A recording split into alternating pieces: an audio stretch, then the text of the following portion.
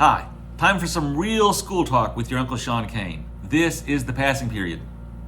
So yesterday we were talking about group sizes, and what is the optimal group size in your classroom. And we came up with the idea that three is the new sweet spot for student groupings. Today's conversation centered on, well, who should be in those groups? How should I get my kids configured? And that was a good question.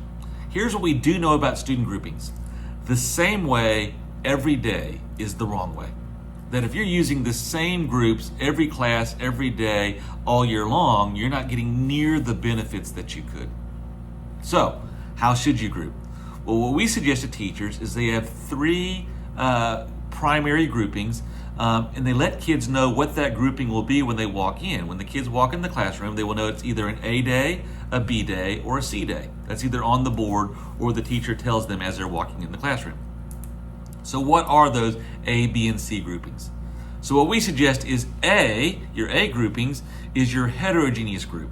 So that's just a random mix. You have some high achieving kids with some middle achieving kids, some middle of the road kids with some kids who struggle. So, and that heterogeneous grouping is your primary grouping. You'll use that anywhere from 40 to 80% of the time.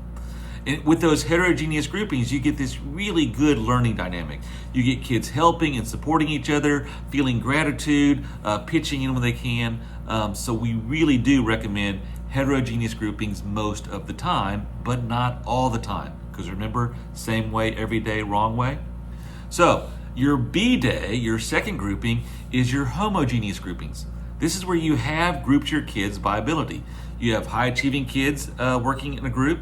You have your middle of the road kids working in the group, in the same group, and you have your low achieving kids working in groups of three. So low achieving groups. And you use those B days, those homogeneous grouping days, when you have the need to provide some specialized service support or spend more time with certain groups of kids. And so now in that homogeneous group, you're working with the kids who most need whatever you're going to do that day, and the other groups are working more independently or semi-independently. That's your B day. So what is your C day? Your C day is the reward. It's the payoff. When kids have been working hard, behaving well, things have been going well in the classroom, when the kids walk in and it's a C day, it's sit with your friend day. And so teachers use that, and usually anywhere from 5 to 10% of the time. So it might be used once a week or every other week, or maybe it's a 3-week reward. But the C day is you have a chance to then work with the people you want to and not who you've been assigned to. So there you go, your three groupings, A, B, and C. And then you just, based on your instructional need and intent for that day, let the kids know what group they'll be in. If you like this passing period, share it.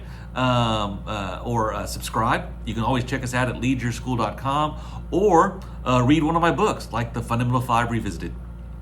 I'll catch you at the next passing period.